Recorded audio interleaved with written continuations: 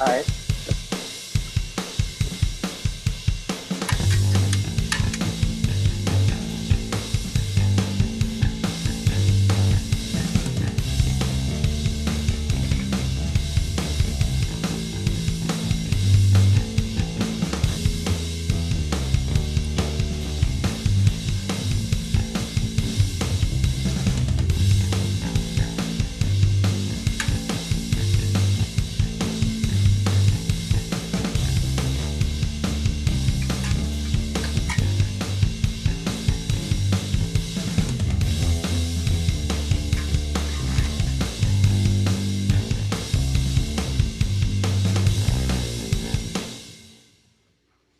So there's that.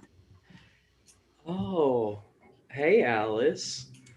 Thanks for popping in. We're just having a little gym jamboree up in this place. This spatial uh indescript place where we all are. You always meet Alice. You come to the tea party, and you know things are gonna be how they are. But you didn't know they're gonna be like they are today. Yeah. You weren't ready for that. That knocked your socks off. I hope Alice was wearing longer socks than I am. they're like they're just like barely hanging on to her toes. Like they're not completely off. They were long enough that it like she was able to grab the very like edges of it with her toes. The first thing I want to talk to you guys about today. Um, I've been All right. thinking about getting a GameCube, and like I just have a lot of nostalgia right now. I want to play the games I played when I was a kid. What what are those gems for you guys that um you remember back really fondly? That particularly the ones that inspired your art, like in how you do things across all mediums, music, uh, video games, movies, books. I think by age range, I'm gonna let BD take this one off the cuff because I'm gonna be going way far back with these, so we can work our way back. Well, And like going as far back as I can remember, as a really young child, my first gaming system was a Sega Genesis. So Sonic the Hedgehog and that cartoony style of video games really appealed to me for a very long time. And then it moved on to Earthworm Jim, and that's where I started really getting into more of the darker side of things and really enjoying dark humor. So Earthworm Jim really was like that first game that really um, kind of cemented an art style and honestly music too, because there was that one level where you go to Heck and you fight Heck the cat, and it had God, what was the theme? It was Night on Bald Mountain. They had Night on Bald Mountain playing while you fight Heck the cat, and it was just the greatest experience for me as a what like 6 year old playing Earthworm Jim. Did I played one on Game Boy. What did you say you're playing it on Genesis? Yeah, Sega Okay. Genesis. Yeah, so I guess it was probably a little bit. I got like a later version of it, but um, yeah, that's a great game. It's funny because you said Sonic, and I already know you grew up on One Piece and Kingdom Hearts also, which Yeah, is like that is my story basically. Is like Sonic the Hedgehog, One Piece, and Kingdom Hearts is what I grew up on as well. pretty much the same here, but with a lot more Nickelodeon cartoons. Mm.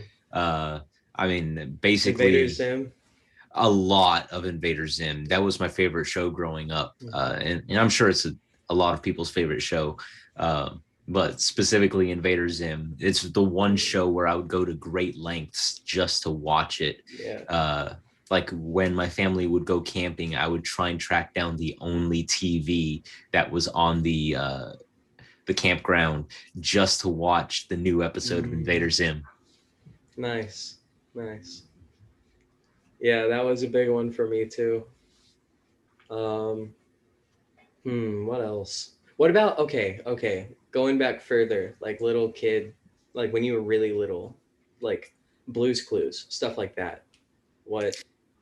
I actually didn't watch a whole lot of Blue's Clues as a really little, because that came out already when I was Okay, in yeah. like mid elementary school. So Right. Blue's Clues wasn't cool.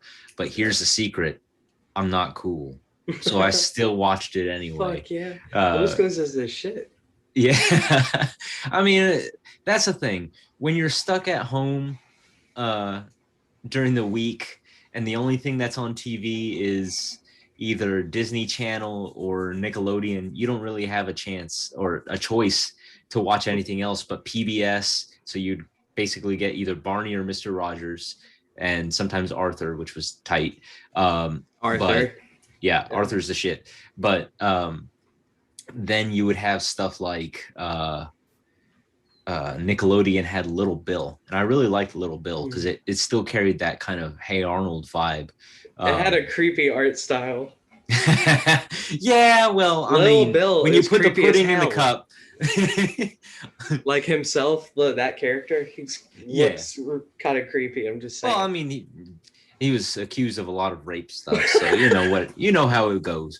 But as far as Bill goes, like he created a lot of interesting things at the time in the late 80s into the 90s, and he actually contributed a lot to society. So when we look at one thing, we got to look at the other side of it. And like with Lil Bill, I really appreciated that show at that time because it gave me a different perspective on a lot of things, and it helped me grow in a different direction that I probably would have. I watched a lot of God, I haven't thought about this in a long time, but you're like bringing back memories. That reminds me, I used to watch a lot of Nick at Night. Do you remember that? Like, oh yeah. So there was like the Cosby Show. You remember that one? Not like Little Bill, but like the Cosby Show. Yeah. And I remember that. There was Fresh Prince, and there was the George Lopez Show. Oh God. A lot of awful trash sitcoms. Yeah, I guess for a long time I consumed a lot of like really awful media just because I didn't know what else was out there when I was a little kid. And essentially that's what we do as children when it comes to TV. It's just whatever is available to us. We don't necessarily know how to gauge our own interests or morality yet. So we just tend to pick whatever is flashy or makes us pay attention the most. And in the case of like Nick at Night, it was still family oriented program. So it made it easier for a lot of families to just be like, okay, let's put on Nick at Night. It's got stuff that I used to watch back in the 60s, the 70s, and the 80s. And that just made it easier for families as a whole. And especially families who, for the most part, weren't part of the general society. A lot of the latchkey kids kind of folk like myself, who were raised on just Nickelodeon and Nick at Night. another thing that comes into play there that you bring up is the availability factor. When I was a kid coming up, cable existed, but we didn't. My dad didn't get cable till I think I was out of high school. He didn't get it he got it for him. So we had 2, 4, 5, 8, 17, which was Fox's affiliate here, and before it was 17, it was 30, which became UPN. And then there was like 39, which was like the religious channel, and you could find some fuzzy stations, but really that was it, And so cartoon wise, your afternoon cartoons came on channel 17, and that was it. Yeah. Your Saturday morning came on your prime time. That was your 2, 4, 5. Now, a key thing is Channel 30, which after it wasn't Fox anymore, which was that oddball station, that semi-local, or I mean they're all local, but it was like that, UHF, and they did what was called Saturday Anime, and that's where I really got turned on to anime, and it was a very short-lived thing. What channel? I think it was Channel 30 that did it, and I don't know if they were UPN at the time, but that was Channel 30 here in Nashville.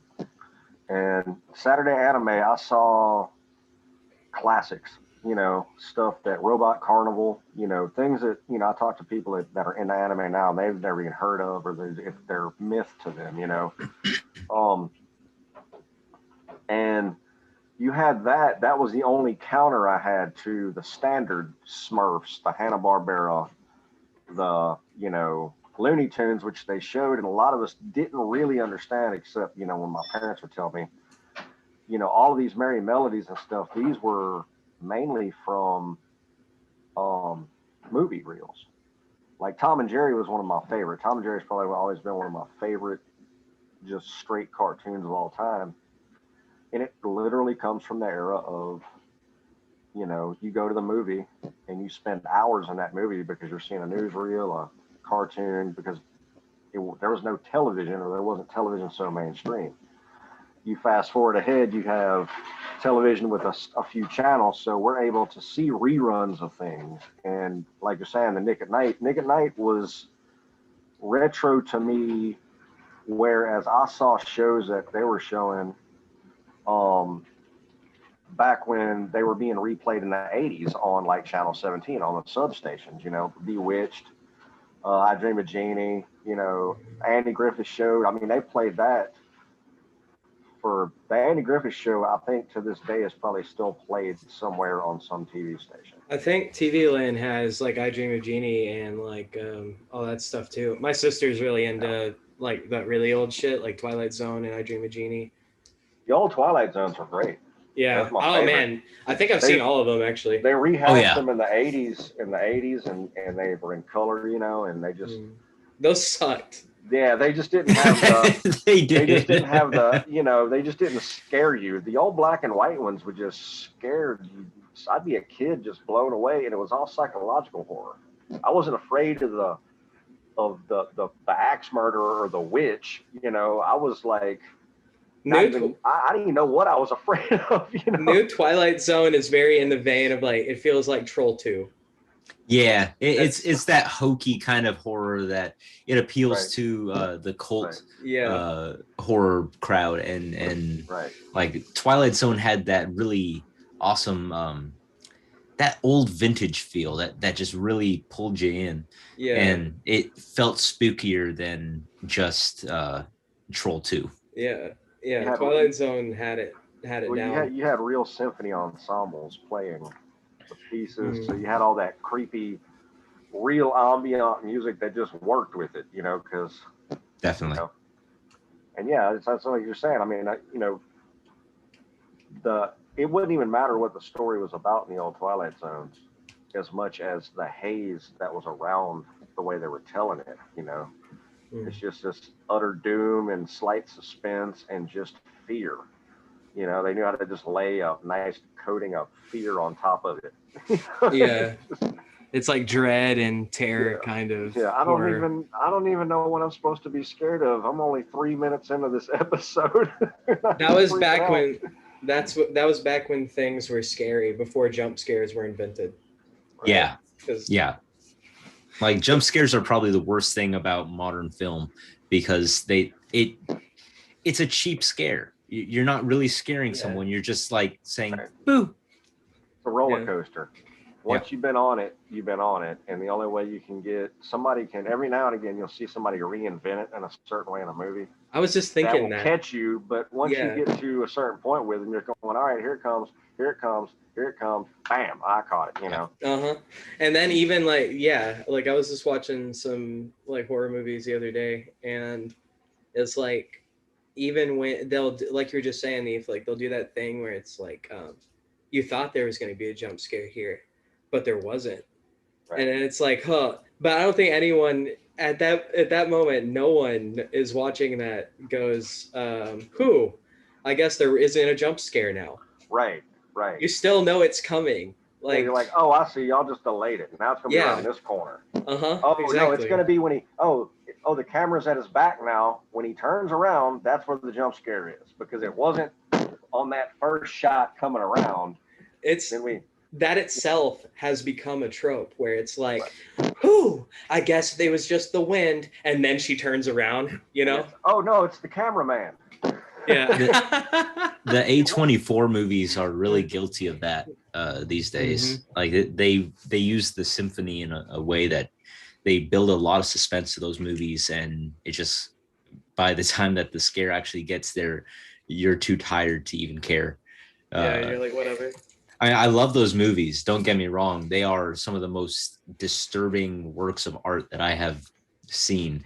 But that they did something else to the horror genre that I haven't seen before, and it was refreshing at first, and now it's just kind of like, okay, let's get some actual scares going. What series are you talking about? There's like A24, that's a production company, right? Yeah, it's the production company that did Midsummer and Hereditary. Hereditary. Like, don't get me wrong, I love those movies. They're scary as hell, but they're scary because they're super disturbing, right, to the point of where it's almost hard to watch. It's very, I mean, I would say that's the entire point, really, right? Yeah. It's like he made it so disturbing that it's like, I mean, I think he probably does that for replay value, right? Because it's like there's a sick fuck side of us all that remembers how fucked up it was, and then you go back and watch it. Like, I don't know. Maybe that it's, you know what it is. It appeals to a niche. It's not that everybody's like that. It's that the people that are going to like this are going to really like it, and then the people that don't like it aren't going to watch it to begin with, I think. Yeah. It's kind of like the horror porn genre with Hostel. Have you ever seen those? No, I'm not a big slasher person. I've seen some of that I stuff. saw Hostel way back when it came out. Yeah. Hostel is, I try not to turn off movies or leave the movie theater because I'm a very cheap person. And if I pay for something, I'm going to watch it all the way through. Now, Hostel 2 was the only movie that I've actually walked out of the theater. And so I got to say, torture porn just really isn't my thing. I've watched a lot of horror movies. I've seen a lot of torture porn movies like that. And I mean, there's people that enjoy it, and I get it, but it's not my thing. Yeah. Like, they're just killing and making, like, it's not my thing. I know exactly what you mean. I like Pan's Labyrinth, not Terrifier. Right. Yes. Right. Oh, I love Terrifier. Don't get me wrong. Art the Clown is one of the scariest imaginations. I saw Pan's Labyrinth, and when Hostel came out, I was impressed by it, because when it came out, it was kind of a. And I understand what you're saying on that, B. It was definitely not my cup of tea as far as really watching that. I'm not into it, but it doesn't affect me. You know what I'm saying? It's I'm not into it, so I could watch it. I wasn't impressed by that, but I was impressed by them using that story, because that was kind of new. It was at least a new twist on that, and around that time I had seen a buddy of mine was really in a lot of, not necessarily horror. He was in a lot of like slasher, I guess, kind of stuff. And I was always in a lot of crime movies, crime drama, or crime, action crime, stuff like that. So I think gore or brutality in something, it's like profanity. You can overdo it and then it makes it cheap. But if it's done just right, like Saving Private Ryan, when that came out, the beach scene going in, that was one of them at the time.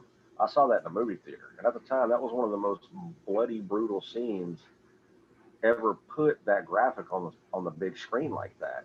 The intensity of that. And I've seen some pretty graphic movies before that, but nothing with that kind of production value. And I remember watching that and I was blown away by the intensity of that myself, not because I was just, oh my God, it's appalling, but that was out. I was like, wow, that's impressive, y'all. Y'all actually put that out. Yeah. And they really did push the envelope with Saving Private Ryan. That was another really good film that the gore and the intensity of the score really, really like brought it all together.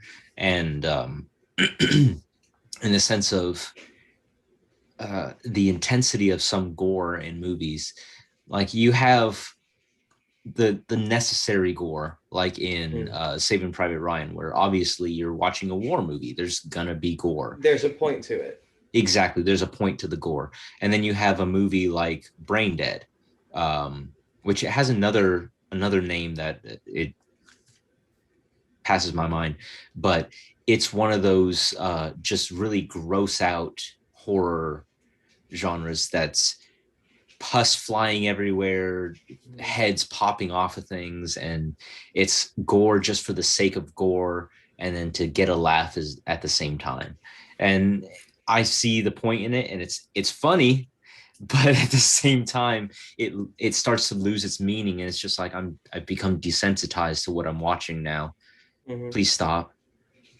I think some of these things aren't revolving around making good stories. Like if you look at something like Transformers, it's about the special effects. So like if you go into a gore movie, it's you're going into it for the special effects, really, just to like how good of a job did they do it. Like Walking Dead is, I think that's an excellent example of like a phenomenal special effects makeup and stuff like that. Well, there's also the idea that it got so to the point of the cheesy acting became part of the genre, and That's true. That's not true. just because they put all their budget into the effects. Yeah. And because you've got some in the horror genre. I mean, you've got suspense horrors that were major. Silence of the Lambs. People don't look at that as like a horror slasher film, but really, I mean, that's a pretty brutal horror film. When you think about it. Yeah. It's also a psychological horror in a lot of Right. ways. Well, there you go. That's the term I guess I was looking for, the psychological or thriller, psychological crime thriller, And but I mean that alone, and I was talking to somebody the other day about that. Hannibal, he is portrayed in that, and that wasn't the first film. They did a Manhunter years before that, but it didn't get very big. But that was really the first big film where the world got introduced to Hannibal, and on a digestible level. And that's a very funny thing for me to say about Hannibal. But I got your pun there. Right. But they set him up in this film to be, I mean, he was a brilliant, doctor. He was a brilliant person, he's very intelligent. But they put the psychosis so much in your head that you completely overlook the brutality of his escape. And that he's an older man, but he physically overpowers the guards and brutally does what he does. And nobody even really, by that point in the film, you don't think twice about that, because by then you understand that somebody's, psychological state can really drive their physical, and it's not so much that he was a big guy or had a very big build and was very strong or healthy. It was that he was a psycho. He was psychotic, and he was very used to grabbing hold of somebody and cutting their face off and putting it on his face. And but the one thing about that movie, I said, people overlook the escape, and that's one of the most brutal escapes in any film ever. He cuts the guard's face off and puts it on himself so he can get wheeled out. I mean, it's pretty brutal. Yummy. Yummy. with a nice with fava beans and a nice Chianti. Okay. All right. Question for both of you. Top 3 anime, go. Oh, give me just a moment. Spotlight Because now. there's been a lot of anime that I watched. I just took a bite of something. I'll go Oh, first. nice. I'll go first. Yeah, you go first. Kogias, Monogatari, and dun dun dun dun dun dun dun. This is a harder question than I thought. I just sprung this on you guys, not thinking about how difficult it would be to answer. Are we talking series, like TV series? Or are we talking movies? If you want to pick a movie, that's fine. Yeah, I imagine movie would be good for this. But I'm just gonna go ahead and say I really liked Blue Gender growing up. It was one of those like super futuristic sci-fi horror thriller animes that just it was my first, and yeah, I fell in love with it. Same thing with Inuyasha, another one of my first. It really kind of put me into that mode of being a Japanophile and liking all things that are from the land of the rising sun, hence my background, and wanting to tongue punch your fart box. I have never heard the term Japanophile. Japanophile? You've never heard that term? I've heard Japanime. I used to say Japanime, and I wasn't even sure we could say that anymore. I'll get offended. That's a new one. Yeah, Japanophile is anyone who just loves anything Japanese, and that's synonym for weeaboo. Basically, yeah, it's just a weeb, someone who is not Japanese but generally likes really Japanese wants to be. Really wants to be, and you know what? Yeah. I feel like in a past life I was Japanese. Yeah. I mean, I think every young man comes to that point in their life. I got taken out by an atomic bomb. It's like, I wish I had Sharingan and a katana. I wish I was Goku. I wish I had a big titty anime girlfriend. Yeah, that's really what it is. Yeah, that's really all it is. Well, where? So, did you get through your 3, Alex? Okay, Kogias, Monogatari, and for the sake of time, I'm gonna say Clannad. Have you guys seen that one? Which one? Clannad. I haven't seen Clannad. I just know that of his existence. Yeah, and you'll hear that a lot from me. It's not. It's basically just a story about a guy and a girl that fall in love in high school, and then it carries on into like the future. Like they get married, and like I think it spans like 10 years, and nothing supernatural or anything wacky. It's just that's it, and it's very simple, and it is really good though. Skater boy, but high school anime. Yeah. Yeah. So you were Blue Gender, and then Blue Gender, and we said Inuyasha, and then my third one is kind of like a tie between One Piece and Shin-Chan. Yeah, I really like Shin-Chan. It's that stupid, basically kindergartner humor, and it was hilarious. It was funny enough to be on Adult Swim for a minute, and but after that I ended up seeking it out myself and just watching the whole thing in Japanese. What was your favorite number one favorite One Piece episode? I mean, that's hard to say because here's the thing about that. So little happens in one episode of One Piece Like nothing fucking happens in one episode. Hey, if you figure out your favorite One Piece episode, I'll figure out my favorite Dragon Ball episode. It's one and the same. That I was gonna say it's the same thing. Essentially, like with One Piece, you like the arcs, not necessarily the individual episodes. Yeah. So like right now, I'm in the Wano arc, and it's the Japanese themed one. It's not the Halloween one or the French one. This is the Japanese one. So for me, it's like, oh, this is cool. They're wearing the traditional stuff, and the buildings are in the architecture of a place that I enjoy. That is really cool. You just actually explained a lot more about that show to me than I realized in that statement right there. I might actually be able to watch it now because it's kind of throwing me the hell off. It's such a great anime. To be honest. I was enjoying it when I was watching it, but it's kind of like you're saying that. But you saying that, it makes it actually make more sense to me as what's going on. Yeah. Well, they're essentially traveling the world. They're not staying in just like one region. It's not like Pokemon where you go to a different region and it's different Pokemon.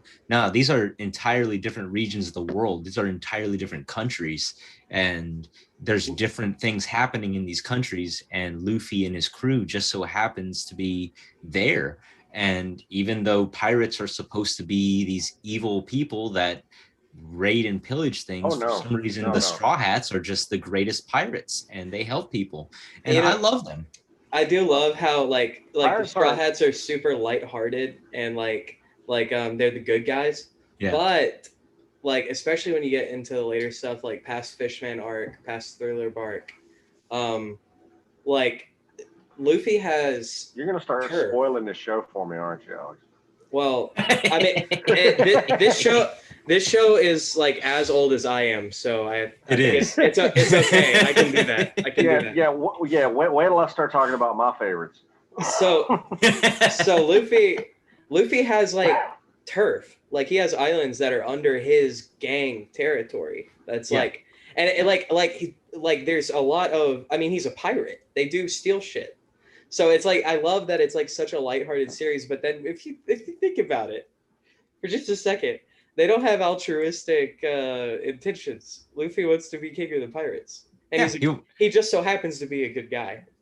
Yeah, well, I mean, he has his altruistic intentions. He definitely does himself. Yeah. He's actually a good person, and that's what makes Luffy such a likable character. But there's the other. He's a good dude, but he does have his ambition. Yeah. Mm-hmm. Well, I mean, his strict ambition that he wants to be the king of the pirates, but he's not going to go against being a good person. Yes, I think that's true. He'd probably give up his dream if it conflicted with his morals. But Luffy would never give up his dream. That's the one thing about Luffy. Do something really awful. Luffy would never do it because he set out to do that. He set out to become the king of the pirates, and he knows what's going to take to be the king of the pirates. You're right. And he's had to. Just a few I've watched. That's one of the things I've kind of picked up on. I think what they're trying to get across with that character. Yeah. Of why he's a pirate, but at the same time, yes, he's good. It's kind of saying, your moral intentions and how you're brought up or what you're naturally driven to do isn't going to change, but that doesn't necessarily always shape your desire. Yes. And that's why Luffy has a crew. So that if there's something he's not able to do, they're able to step in and take over for him. Like, I ain't gonna whoop your ass, my homeboy will. That's exactly it. You have Sanji, who he won't fight a chick, but Zoro, he will. He'll fight a woman. He don't care. He'll cut her in half so bad that she'll never be able to put herself back together again. He'll cut her in half so bad she won't notice that she's cut. Yeah. And then she's like, actually, no. We got to recognize Brooke. Now, Brooke actually does do that. Wait, hold on. No, Zoro did that. Do you remember? Zoro has done that, but Brooke does that on a regular basis. He does his 3-step. He does that thing where he's just like talking and just walking. And while he's doing that, within, I think it's like 3 steps, after 3 steps, they just die because he has somehow sped through the entire crowd, cut them all through their stomachs, and now they're bleeding out of nowhere after he says some sort of rhyme or makes a skull joke. That's true. Also, he's Brooke's pretty spitting. great. Oh yeah, no, Brooke is badass. He's true. the crew bard. Yo. Yeah. May I see your panties? Pumps. So do you remember in the fish at the end of not Fishman, at the end of Punk Hazard? Yeah. Okay. Zoro's fighting that bird lady, and she's made of snow. Yes. And he cuts her soul in half, so she can't ever be a go back person together. again. She's like just snow sliding on top of itself, and she's always melting. That's just her life now. Yeah, she's just always going to be trying to put herself back together because she met Zoro, and that's what just makes Zoro so badass. He's going to be the world's greatest swordsman. That's his goal. And Zoro's always been my favorite. Oh yeah. I like him. I like Sanji, and you'll really like Sanji when you get to the. I gotta start watching it again. Yo, you do. Sanji in the Big Cake Island. That's where you really get a feel for who Sanji is as a person, because throughout most of the series, you just see him as this perverted cook dude, but there's a lot more to Sanji that we don't know about, and that comes out in Big Cake Island, and then that carries on into the Wano arc, and Sanji just becomes the biggest badass, and it's so wonderful. It's like Dragon Ball but better. I gotta catch up. You do. I think I'm like 200 episodes behind again, which happens every time I turn around. Well, hey, that's the thing about One Piece, because I still got 60 episodes to watch before I'm caught up. I've been watching this anime for, 5 years now. Are they still in production? Yeah, Oh, yeah. Wow. They're still making the manga. The manga is only, I think, 3/4 done. Yeah. Oda is he's a god. That's all that there is to it. We still got a ways to go. Yeah. Hey, B, have you seen Demon Slayer? I have not. You have told me about Demon Slayer, and I've seen a lot of things on the internet, because I do spend a lot of time on the internet. But Demon Slayer is one that I haven't actually committed to or watched. I guess maybe I'm just not ready for it, because I don't know. It's the hipster in me. I don't want to watch it when it's popular. Fair enough. I get it. The hipster in you is the hipster in me.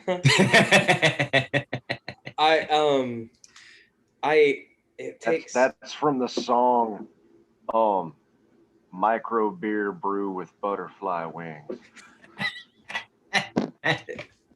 It takes like something special for me to get into a shonen anime, just because I'm so jaded. I've seen so much in my weeb days, and Demon Slayer really doesn't disappoint. It's good. There's some neat concepts in it. It's not like anything like it. I would say it takes the tropes and embraces them. There's not it doesn't do anything that's going to blow your mind, but it's just solid. It's just really solid. Is it anything like Attack on Titan? I'm gonna say no, but I might also be biased because I don't like Attack on Titan. Okay, Attack on Titan is unlike most any of the animes I've ever seen. I like the way Attack on Titan looks, but I'm not a fan of that show. I'm not a fan of that show. It's really hard for me to watch. Not because of the gore or any of that. It's because to me it's boring. I was gonna say it's not a good show. Yeah, I actually fell asleep 3 times trying to watch it, and that's not good. It's pretty, but like you said, nothing happens. Yeah, like one anime that I put on specifically to fall asleep to is Mushishi. That's probably I fucking love Mushishi. That's the most beautiful, and another one that I never got to watch, but I still am really interested in. It's finding the time to really dedicate to it. Is K-On! Oh yeah, I haven't seen that one either. I'm familiar with it though. Yeah, I've always wanted to watch it. Not necessarily because cute girls, but because the music aspect of it, and Mm. it's people learning music and playing in a band, and I've always wanted to see that. There was another, God, what was it called? It was on Funimation channel years ago, and it was very similar to K-On! In like the story setting, and but it was about a band in Japan, and there was just something about it that it felt Oh, great to watch. um, oh, did they come to America? I think they did. Did it have that song? I was made to hit in America. Yeah. What the fuck was that called? I Oh, can't what remember was either. that? Yeah, I watched that for like there was one summer where I basically watched that every day That was a good show. on rerun pretty much, Yeah. but it was a great show and I really loved watching it. And there was there was a lot of stuff on the Funimation channel for a good minute that I really was into, like Triple X Holic. Uh, I'm sure you've watched that one. I'm familiar with that. I haven't seen it. You haven't seen that one? Mm. It's it's That's another one of those like Sword Art. demons, Oh, kind of like not necessarily fighting, but it's kind of in that same vein of like exorcising demons and things like that. oh, okay. Yeah, it's pretty good. You were saying, what was the one you were just saying? Demon Slayer. No, there's another Mu- one. Mushishi. No, no. Uh, we were just talking about XX Holic. Oh, Sword Art. Sword Art. Yeah, yeah. I did spend a good week in Sword Art just kind of watching that series. So that one I'm also familiar with and I enjoyed quite a I bit. thought I thought XX Holic was like Sword Art. It was one of those digital things. No, that's Dot Hack. That's what Yeah, I'm that's thinking Dot of. Hack. I didn't watch a Yeah. lot of Dot Hack. That's one that I actually didn't get too much into. Okay. Yeah. My opinion of Sword Art, since I brought it up, the first 14 episodes, not even the entire first season, the first arc where they're in Yeah. the first game, is Yeah. the only good arc. I agree. I agree 100%. After that, it became contrived and it was just kind of like they were Well, rehashing the same thing over and over again. it lost all of the consequence because they don't fucking die. Yeah, they're overpowered and they just will never die. Yeah. There's a more recent anime that's on Funimation, and it's about a girl who puts all of her experience points into defense. So her entire character is just defense based. She can't attack, she can't do anything else but defend. And for some reason that ends up making her one of the most OP characters in the game. It's excellent. I really enjoy it. That's awesome. I just can't remember what it's called. It's one of those really long names, and it has something to do with uh, she put all of her defense points or all of her experience points into defense because she's afraid of being attacked. It's really good too. It awesome. kind of gets that that MMO vibe of that you're looking for in an MMO, where it's a sense of community, and you pick up on that in that anime a lot. And that's something that I've never been able to actually find in an MMO. Because when I've played a lot of games, it's basically just been by myself. Yeah. So I play a lot of single player games. I've been playing this game called Remnant. What's it called? Remnant? Yeah. It's a Plus game right now on PlayStation. Oh, I I currently am not on the PlayStation Plus, but I have seen about these the 9 free downloads. Yeah. You fight. It's interesting. You fight this stuff called the Root, and it's all trees. All trees. Yeah, it's really interesting. Like there's this tree disease, like that, like these, they come from another planet or like another realm, Huh. and they come in and like just infect everything, kind of like Last of Us, but like it's not like a virus. It's like they're basically like they'll just grab you and then like just form onto you, like form with you. More So like a they'll have, symbiote. yeah, like they have like tree. Yeah. Yeah, exactly like a symbiote. They're like trees come in sprouting out of them. Oh And wow. like it's some crazy shit. You fight this giant Cthulhu tree, Oh and damn. it plays kind of like, I hate making this comparison about anything, but it plays like Dark Souls, but with like guns. And you get like a 3-player party, and it's like cooperative play. So me and Lewis and Phil have been playing that quite That's a bit. cool. That's pretty cool. Yeah, it's free. So. Have we added each other on PlayStation? I don't think we have. Why haven't we? I don't know. I mean, I don't generally play games with anyone, but I don't get on a lot, honestly. But and I don't mind giving this out to anyone watching. Alice, just don't do anything sneaky with it. I'm just my name on PSN is just Adam Orth. Do you know who Adam Orth is? No. Who's Adam Orth? I was lucky enough to get like just Adam Orth without any numbers or anything. Nice. But that's my account name on most things. Adam Orth was the guy. Do you remember when not this latest one, but when Xbox One was announced, they got a lot of flack because it was going to be an online only system. You had to sign into your Xbox every 24 hours in order to use it. Like you weren't allowed to play it offline. Yeah, I remember that. It was the DRM.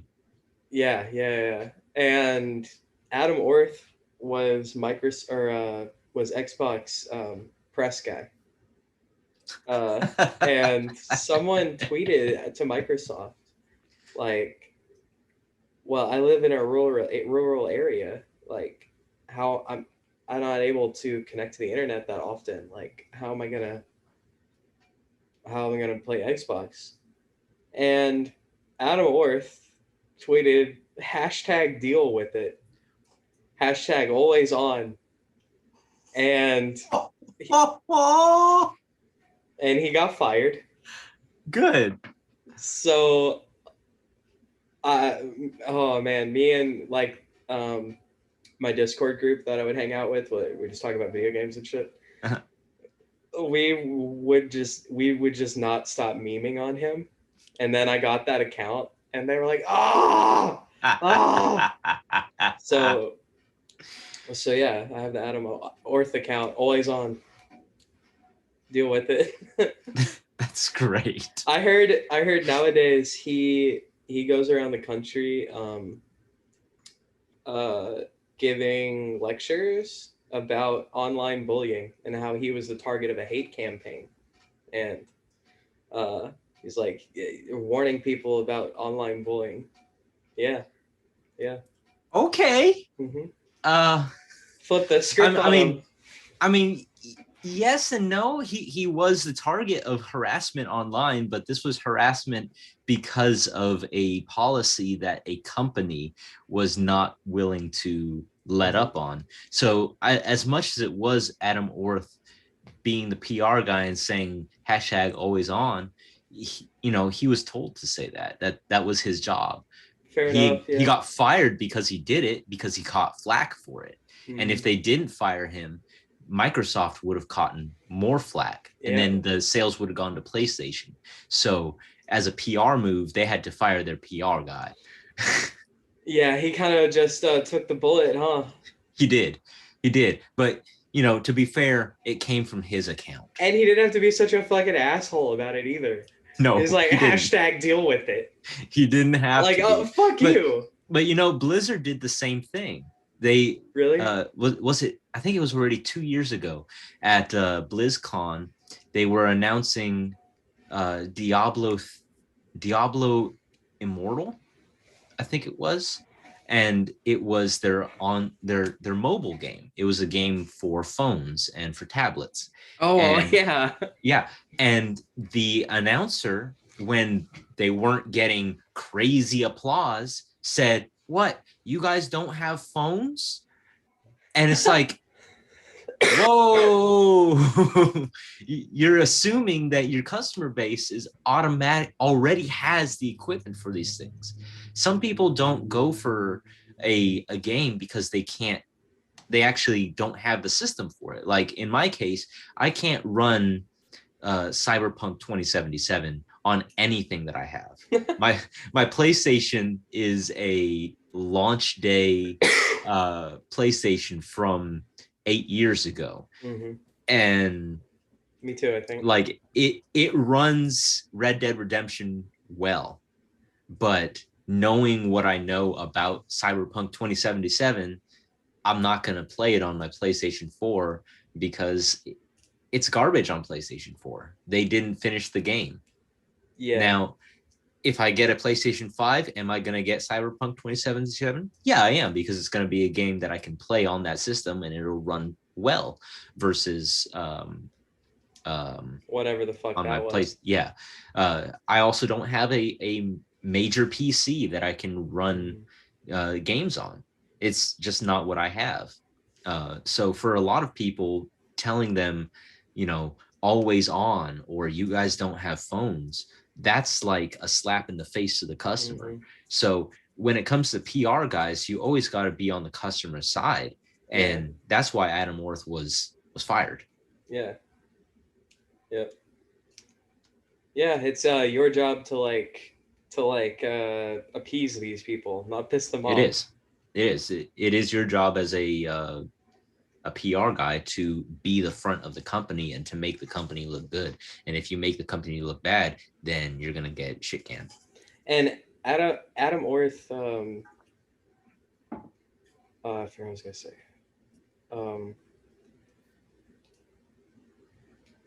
Oh shit. That happens a lot recently. I'm right there with you. Yeah, well, yeah.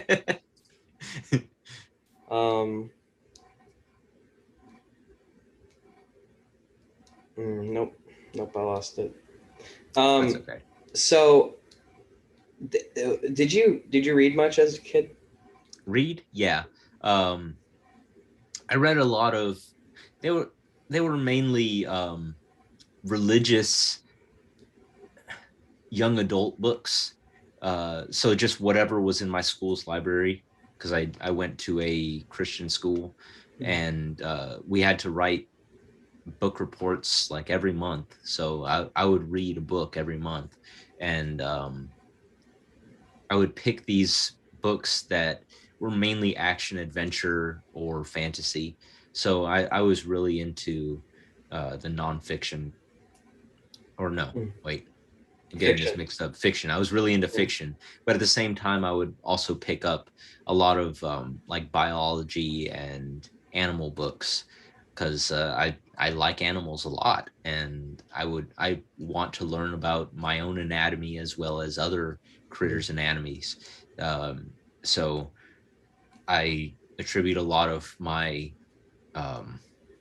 my learning to my own study from my school library, but it wasn't like they had the best books. They had just a lot of what was allowed. Did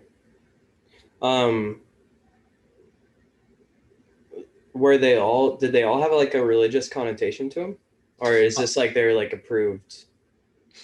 A lot of them did have a religious connotation to them. They were usually by Christian authors, or books that weren't necessarily secular. So you had a lot of just kind of within the niche kind of things, or the books themselves would be very either family friendly, or they would have like a lesson at the end of it that would kind of keep it within the category. But for the most part, I wasn't reading it because of the message at the end. I was reading it for the entertainment, and also I had to, because it was a book report. The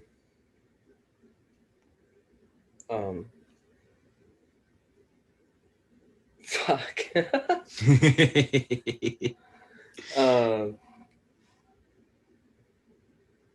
Oh, I remember what I was gonna say.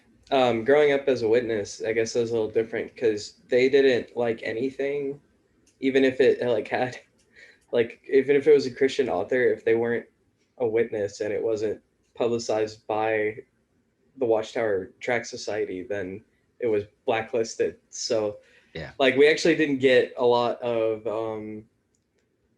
like if it was Christian media that wasn't made by witnesses, that was something I definitely did not grow up with. Except for like different translations of the Bible. Like we did read different versions of the Bible. Like Yeah. I had a King James Bible. Um, that was the big one. Was cross-reference that mostly. Mm-hmm. But my mom has a um, bunch of different ones.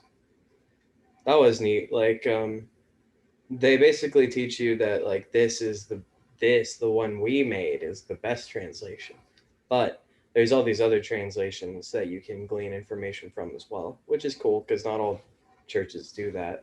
Yeah. Um, And essentially that's how all these sects get around, is that they have their different translations, Right. and that's how they get formed. You have one specific sect that says that a miracle happened this way, so it gets written in their book and just gets passed down the line and just keeps replicating itself, and eventually you have whole new sects coming out of that one sect.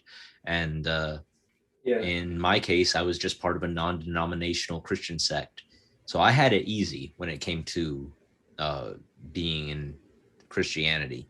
But we were still restricted in a lot of ways. Yeah. Did you ever watch? Do you remember that DreamWorks made a couple of.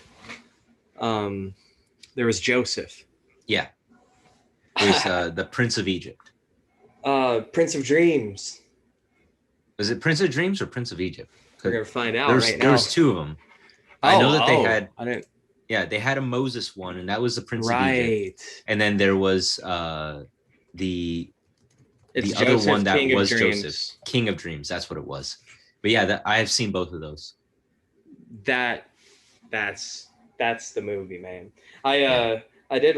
My mom did take me to go see that when I was a kid, but that itself was like gray area for a witness. Like she probably, if someone in the congregation found out that she took her kids to see that, it might have been a controversy or whatever, you know. It probably would have, and it would have led to like excommunication within the group, and that's not usually what you want when you're in a community like that. Mm-hmm. Yeah, but it's also really wrong because it promotes a society that doesn't work together, and it's about exclusion. Yeah, I think my biggest problem with witnesses specifically, like outside of like organized religion in general, well, I guess a lot of organized religion does this too, but the biggest issue is thinking that you have the absolute correct version of the scripture and the Bible. Like you guys have that, and because that is what this is lost on a lot of Christians, but yeah, what a Christian is someone that is constantly seeking the truth and living a life in Christ's footsteps. Yeah. So, which is extremely rare to find an actual Christian. Yes, exactly. I think, well, yeah, exactly. Because by virtue, if you're a denominational Christian, you're probably not a real Christian because you've locked yourself into a specific lens of looking at the Bible. Like the Trinity is a thing, or the witnesses are right, hell's not real. It's like, well, I mean, really what you should do is not subscribe to any of these belief systems. You should research it and study it yourself and arrive at whatever conclusion makes sense to you. And if that's in alignment with one of these organizations, great. But that's not where you should start. No. And I just lost my train of thought, but trying to go off of what you were saying with the different sects and of Christianity and all their offshoots and stuff. I learned in my apologetics class about like the different ones. Like we went through Seventh-day Adventists, we went through the Jehovah's Witnesses, we went through Scientology, we even touched on like Satanism and things like that. And it was weird because of all the things that we went through, like a lot of the actual occult stuff seemed more earth-based and actually, you know, not as bad as Christianity. And it was kind of weird because there was a mathematical system that we had in our apologetics apologetics class that was like how to define a cult. And it was like they add to the terms of salvation, they take away from the scripture, they divide the congregation, and they multiply the terms of I think I got it wrong from the ad. It was like they multiply the terms of salvation and add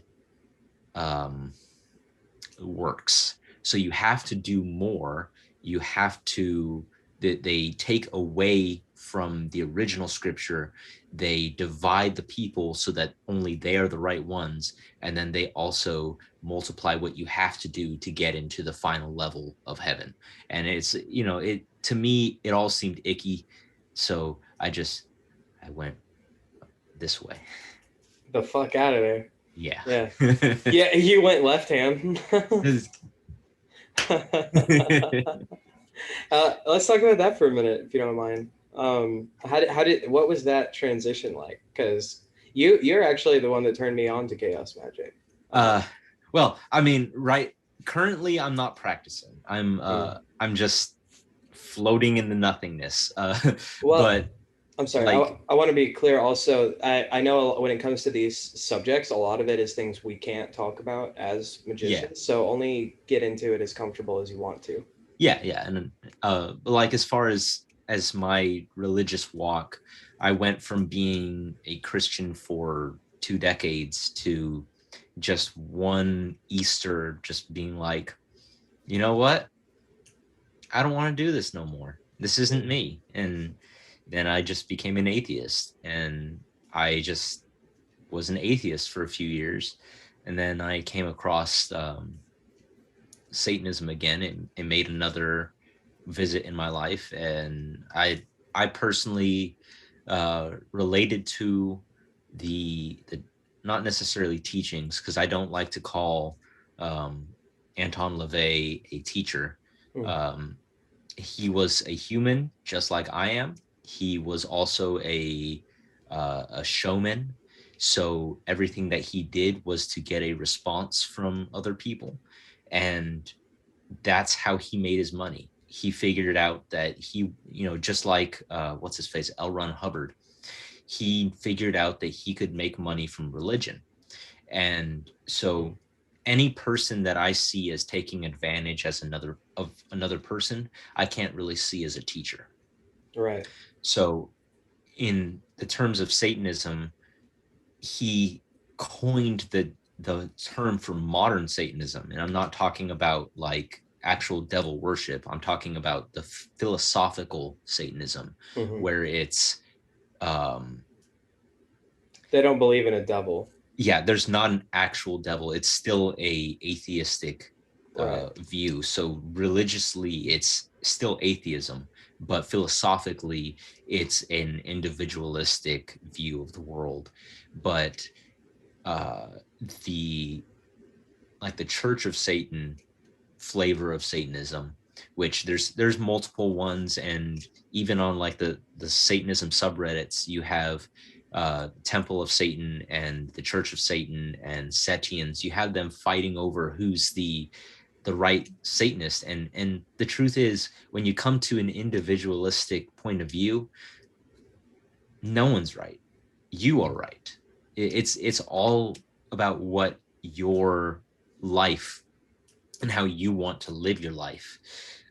So you can't look at these groups of Satanists, because groups of Satanists going by the atheistic term, not by the devil worshippers, because there are those, and they do call themselves Satanists, and they are Satanists in their belief, but they are not the modern, I should say, modern Satanists. So we have our classical Satanists; those are the ones that worship an actual deity. And then you have people like me who are just atheists, and we just want to live our lives in the best way that we can to enjoy it, and that's it. Okay, so I guess my next question would be, I know you said you're not currently practicing. As far as belief system, like what you think is going on in terms of the universe, is that still where you would place yourself? uh, as a belief in the universe, I'm actually a nihilist. as as like, I don't know how to put that. A cheerful nihilist. Yeah, I'm a cheerful nihilist. I'm not out to say that the entire world is nothing, but nothing is everything. And There's in a the comfort end, in that. It there doesn't have to is. be. It doesn't have to be this this gothic. Yeah, it's not all about doom and gloom and you're gonna die, so you're gonna die. But the truth is, we are all gonna die, and at some point, we're just gonna become nothing. Our consciousness will either reincarnate, possibly, because I don't know. I don't have these answers, but I'm also not gonna stress myself out over. Neither does any person on this planet. Exactly, and that's where I stand. Is we don't know. We know nothing about anything. So we could be plugged into a big computer right now, and all of this is not real. We don't know that. But there's also the chance that we could be tangible creatures floating through space. Yeah. Absolutely nothing to the rest of the universe. And it could be both somehow in some way we don't understand. Yeah. It actually could. We could be critters floating through space in a computer. Yeah. That's a crazy Matrix theory. You know what? That's all you have to do is take it a step back, and then now we're in agreement with religious people, where it's like, well, isn't this a simulation? If you talk about God, like you're simulating he's running a simulation. What else do you fucking call that? Yeah, I mean, honestly, you're not wrong. You're not wrong. If God is a being that's in command, then someone has to be pulling the strings. And even in just about every thought of different realities, like if the reality that we're currently in is the correct reality, then someone is still pulling the strings somewhere. Someone still has their finger on the button and is saying what's going to happen to the rest of the world. There is someone like that out there. We don't know who they are, but they're there. And we're all fucked when they finally press the button. Yeah. I'm 100% on board with you that I don't know what's going on. Yeah. And that's the thing, within not knowing what's going on, it's okay. Yeah. And we just ride along with the river as there's some comfort in that. Like there is some relief of like, okay, everything's out of my hands except and like I will die. That will happen. So why fret about it? Exactly. There's no reason to stress about it. It's gonna happen. What we do during that time of life, being born and death, that's what matters, and that's what we're here to do, is just to enjoy that time and spread as much joy to other people as we can, even though the the reality of things is that it's all bleak and it sucks, but we got to live through it until we meet our ultimate end. Yeah, I mean, pain is inevitable, kind of like death, where it's like Like, there's no reason to be afraid about life and like live in a box and shun the world, because the world is inevitable. The world is going to happen to you. Or you could live in a fart box.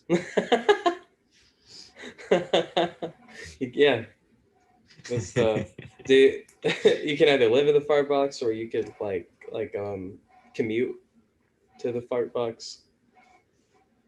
You know, I just spilled water all over my pants. nice. Congratulations. I'm not going to be mad about it.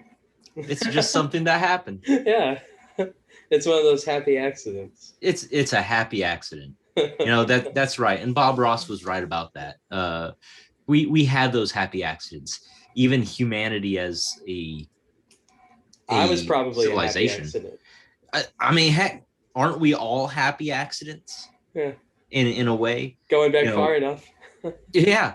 I mean, just looking at human evolution, just the accident that there was a bang, or the accident that a couple of amino acids got together and they made a critter, and that critter ended up crawling up on the sand and somehow became an ape swinging through the forest and throwing his shit at trees.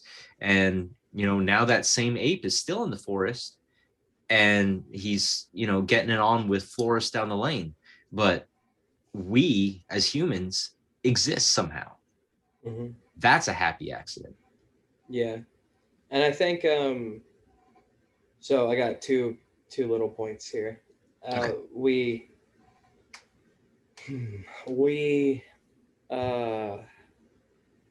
I think it's a rite of passage for youth to, I can't wait to grow up. I'm tired of being treated like a child. I feel responsible. I feel qualified to, I know what I'm talking about. I'm an adult when you're a kid.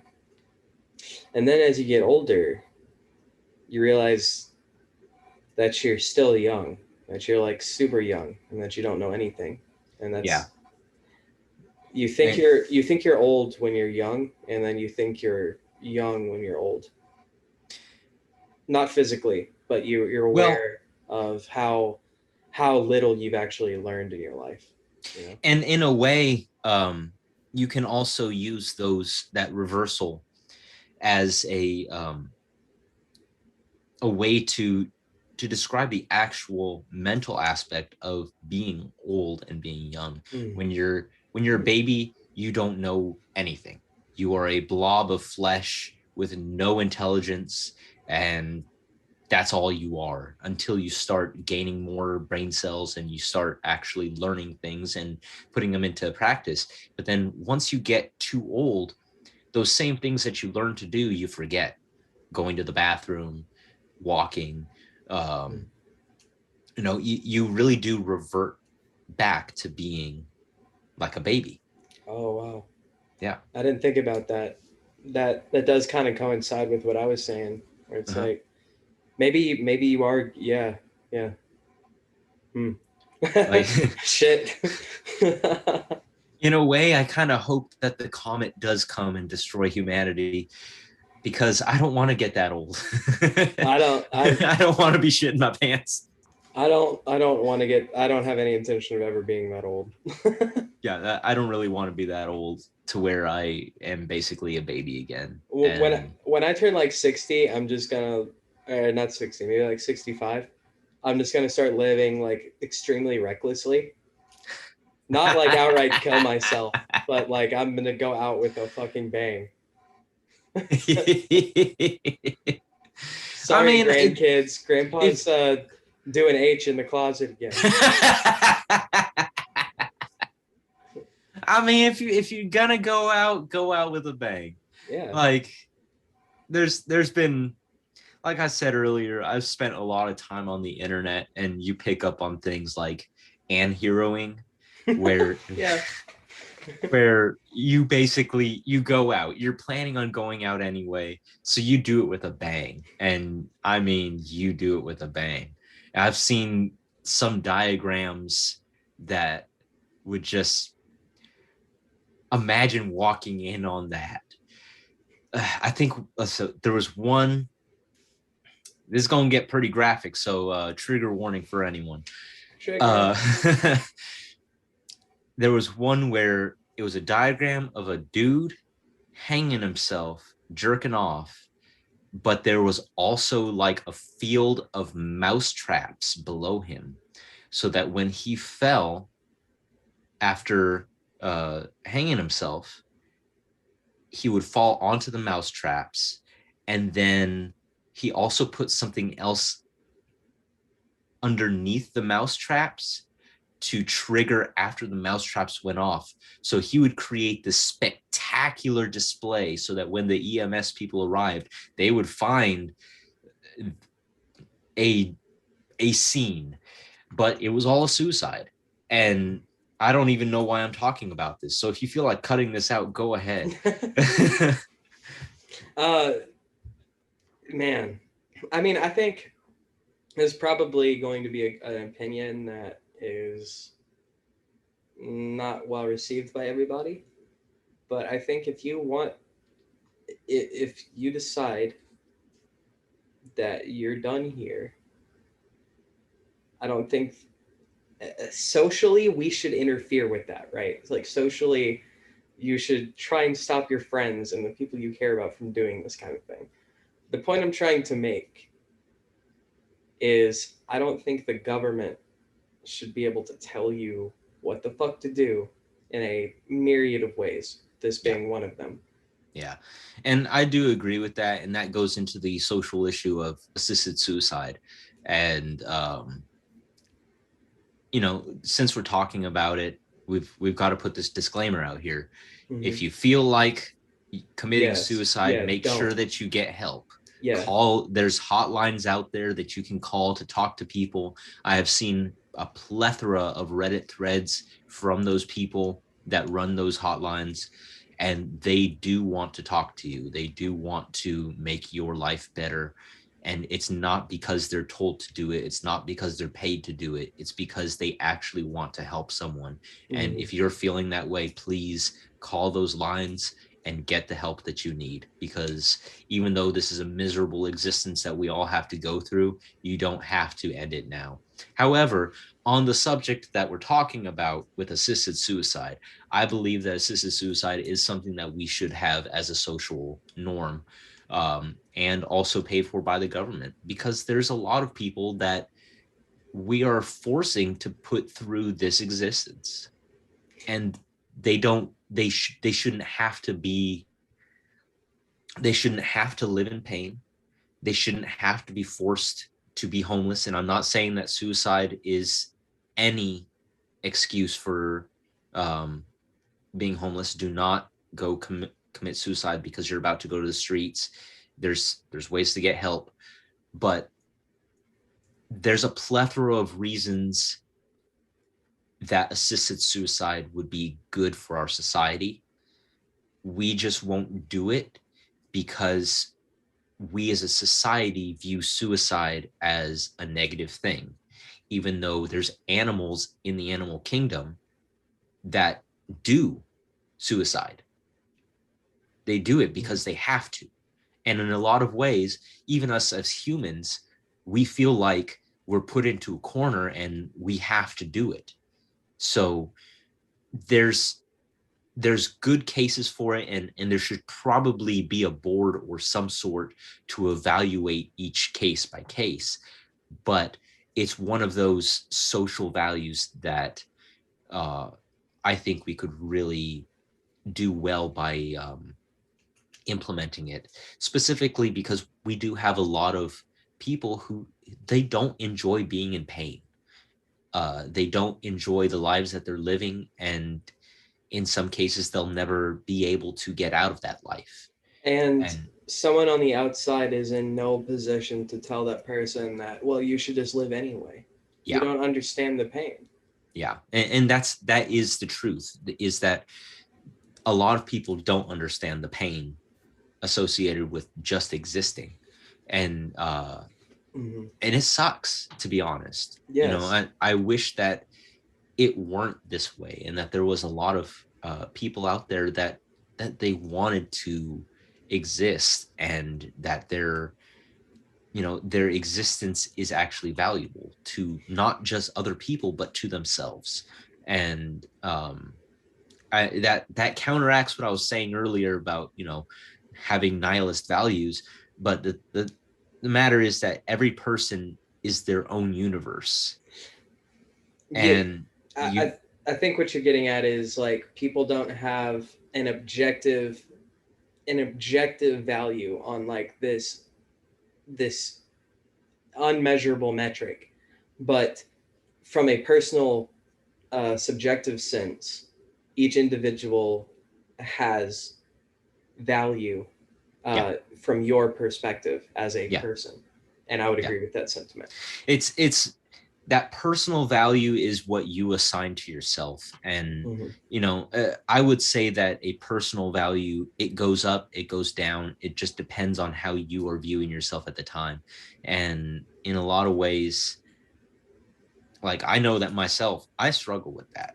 Mm-hmm. And I have a lot of depressive days, and there's days where I just don't want to do nothing. um but I'm here in this existence. Mm-hmm. I'm still plugged into this matrix. I've got to continue doing it until I'm unplugged. And, for a lot of people that are in pain, assisted suicide would be a great option versus having to wait for a treatment that might never come, and they're just going to have to live in pain until they die in pain. Or in other places where they don't even have a treatment for the person, but they're still forced to be alive. Yes, you do have families that can take care of you, but there's a lot of families that aren't able to be there for an ill person 100% of the time. And things aren't getting any cheaper. Mm-hmm. So we've got as it is, our own healthcare system is absolute shit. So in a lot of ways, it's almost better not to go to the hospital, Mm. but you still have to go see professionals for specific things. Yeah. Because when you go to the hospital, what do you get? Sometimes you get better, sometimes you just get a bill. Yeah. Yep. That was my most recent experience at the hospital. Oh, I'm sorry to hear that. I was I was roughhousing with a friend, and he like uh he like came at me. I like pushed him down, and then I had him in like a full mount, and then he just like pushed me off of him, and my legs were like wrapped underneath him, but he like pushed my torso off, and it stretched like my entire back went back, but my legs didn't move at all, and Ooh. it hyperextended my knee, and I heard it pop, and then it like swole up really big, and Ooh. I was like, I think I broke my knee. That was the first like knee injury I've ever had, and Yeah. like it was really bad. And I went to the hospital, and it's not broken, but I tore a ligament in Ooh. yeah, and that was probably like 3 months ago, and honestly, like it's still I still have issues with it, but Was it it's your meniscus? I think it was. Ooh, yeah, that happened to my dad. He tore his meniscus about 10 years ago, and his knee has never really been the same. Yeah, it doesn't impede me like super much. It just hurts sometimes, and like yeah. Well, I But hope that point heals of up. yeah, thank you. It's definitely a lot better. Like it's not like a huge impediment to me. Yeah. But point of that story was they wrapped it Hmm. and gave me like uh, basically Advil, and that was it. And then they give you a doctor's bill that Hmm. you're going to be paying off for a while. Yeah, yeah. Yeah. But here's the thing. Learn, like, to be honest, the one thing that has gotten me through life was that I took first aid in college. Man, I bet it's really And helpful. that has been the greatest class that I ever took, was first aid, because I learned so much about being a responder and Mm. how to help responders at the scene. So this isn't to say that you shouldn't uh, you shouldn't trust responders, because you should always trust responders. They know what they're doing, and even a first aid trained person isn't a responder. But it's good to have that kind of knowledge, so that if you're Yeah, in that situation, you're able to actually totally. help yourself, but also help others. Yeah. So it's good to have that. Yeah, for sure. This is a different thing than that, for sure. But I've been thinking about buying a trumpet and taking trumpet lessons. Oh, that sounds fun. I hope that you have a place that you can practice, because your neighbors are going to hate you. Yeah, my lease is up in May. I'm actually moving to a different place, so I Oh, guess we'll sweet. see. But it's mostly like I've always had a fascination with horns. Um, I'm not uh, I'm not a musician by any means. Like I don't play an instrument or anything. And my mom tried to teach me piano. My mom is a phenomenal piano player. Mhm. She tried to teach me piano when I was younger. It just never stuck. Um, and what I'm getting at, I I have like every individual, I have attributes that I'm better at and attributes that I'm not so good at. And one of the things I'm not so good at is discipline, self discipline. Um, I don't uh, I don't beat myself up like I should. I have a hard time like doing things I don't want to do. I don't have a hard time with things I want to do, which would be like my personal goals, like art. I don't have a hard time getting up and making art. I have a hard time doing the things I like am supposed to do, like like uh, like small stuff, I guess, like making my bed, right? Like I just like discipline in that sense. Like going to the gym, that's a better example. Um, like getting exercise, and I feel like I want to learn an instrument because I feel like that'll teach me discipline in at least some degree. I mean, uh, discipline comes from within, young grasshopper, That's and it. you have to really want to do it. Mm, And so, like, playing the horn, that's something that I haven't gotten into yet. I'd like to, but I also know that it requires an entirely different set of mm, instrumental values that I don't currently have. Um, like growing up, I learned piano. I took about 5 years of piano in junior high into high school, and I learned absolutely nothing from it. Uh, I can't really read sheet music, even though that was the brunt of my lessons for 5 years. Uh, so I'm not exactly sure if I'm intelligent, but as far as like playing a horn, because it's about like vibrating your lips, isn't it? mm. That's what I've been hearing. Is that something like an oboe is going to vibrate like the inside of your mouth, and then something like a trumpet's going to vibrate the outside of your mouth. Yeah. Or I might have got that backwards. I can't remember.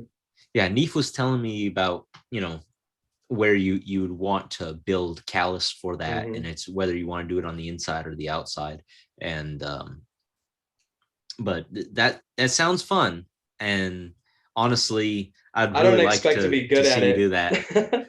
I mean, no, I mean, dude, I'm gonna be real. You're not gonna be good at first. At Yeah. first, but the more that you actually play with it, the more that you learn technique, and you go online and watch videos, Hmm. and read more Yeah. about things, you'll pick up on it, and eventually it'll just become second nature. And that's part of that discipline, is disciplining yourself to want to learn it.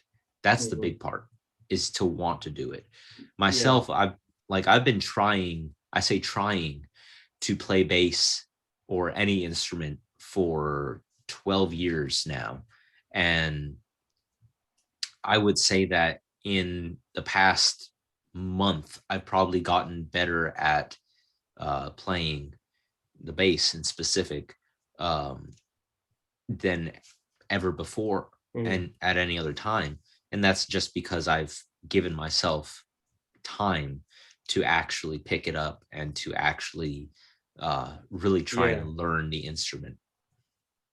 Yeah. When I get home from work at the end of the day, I don't even do anything so strenuous. I guess I'm just getting old because like I don't really want to do anything when I get home. I don't want to do anything. You know? あなたよ、ニトで。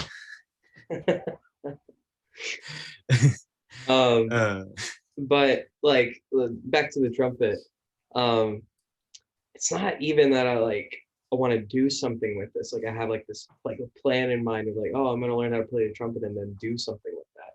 It's like I want to learn the trumpet like for a very like personal reason, I guess. Yeah.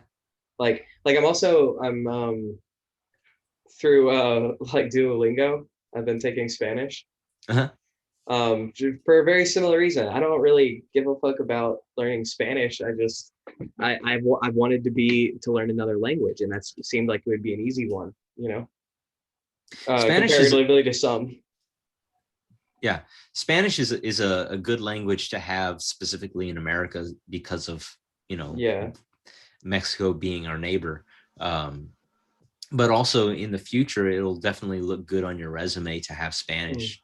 At the most recent job that I had, I was the only one there who actually who could communicate. I shouldn't say speak, who could communicate in Spanish. So in a lot of ways, they liked having me around because when someone was checking in a new vehicle, I was there to help them out. And in a lot of cases, there was customers who only spoke Spanish and no one there speaking Spanish, basically, you know, most of them being Proud Boys, they didn't want to deal with that.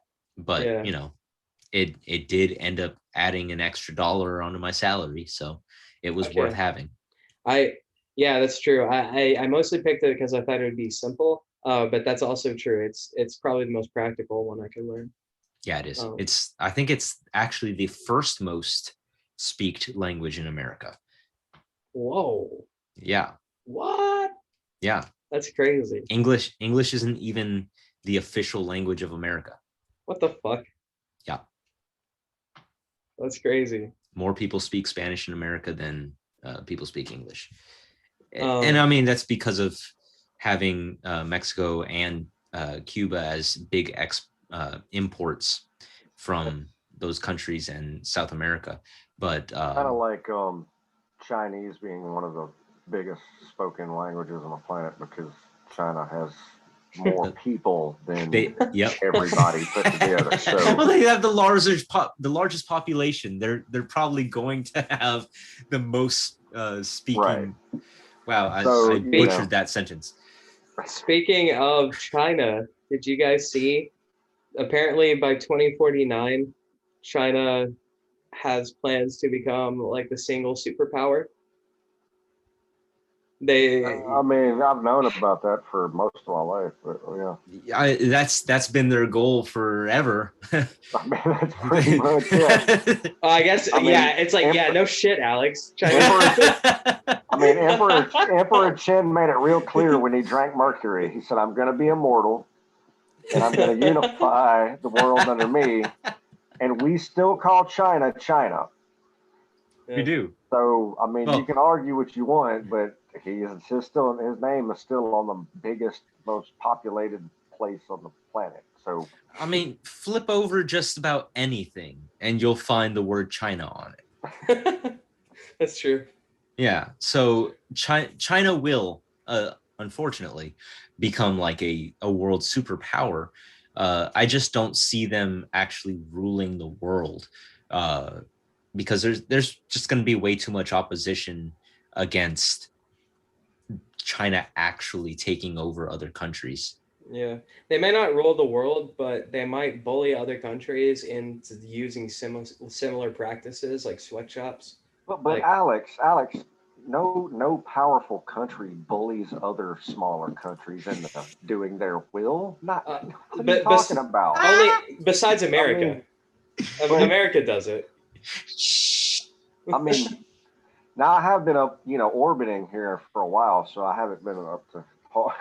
Oh yeah, what the fuck do you know? You're safe in your bubble. Get your ass back down here, motherfucker. You gonna run away from us? Oh, I see how it is. As soon as things get bad, Neif's up in the pod. Told you. I mean, it'd be a good view when everything like explodes. It's like, Wow. Yeah, oh, that's pretty. He'll get to see the explosion, but I'm not sure if he'll be out of the radius. Yeah, it's true. Yeah. If you're lucky, maybe they'll just like push you further out. Oh, systems will start shutting down. I'll get the EMP. Everything will turn off, and I'll, if I survive the plummeting to Earth part, I might be, last man on Earth syndrome. Did you guys see that the rocket that was breaking up over Portland, Oregon? No. Oh, no, was it one of the SpaceX? Yeah, it was a SpaceX. I think it was Falcon 9. When did that happen? It happened 2 days ago. I don't. You know what? I think I heard something. I think I read like an accident headline, but they've been launching several things here the past few weeks. So what exactly happened? What happened was Falcon 9 was coming in. It was re-entering the atmosphere, and a lot of people caught it on camera as it was coming through the atmosphere, and it's really cool to watch. You can just search it on Google, Falcon 9 over Portland, Oregon. Okay, so it exploded? Is that what happened? No, it was re-entering. So it was it was like a second stage rocket that was had been jettisoned, and it was re-entering the atmosphere. I found it. Let's see.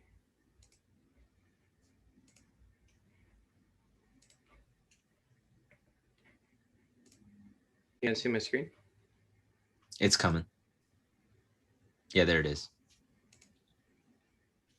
Yep.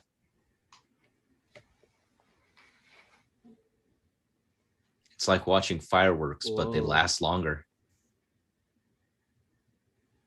That's just chunks of debris, I guess. Yeah, it's just parts of the rocket that were falling through the atmosphere. I've already watched videos like this. Like there's 3 or 4 different ones that get it from different angles. It's phenomenal to watch it. I'm fascinated by these space videos and things happening like this. Another crazy thing. Yeah.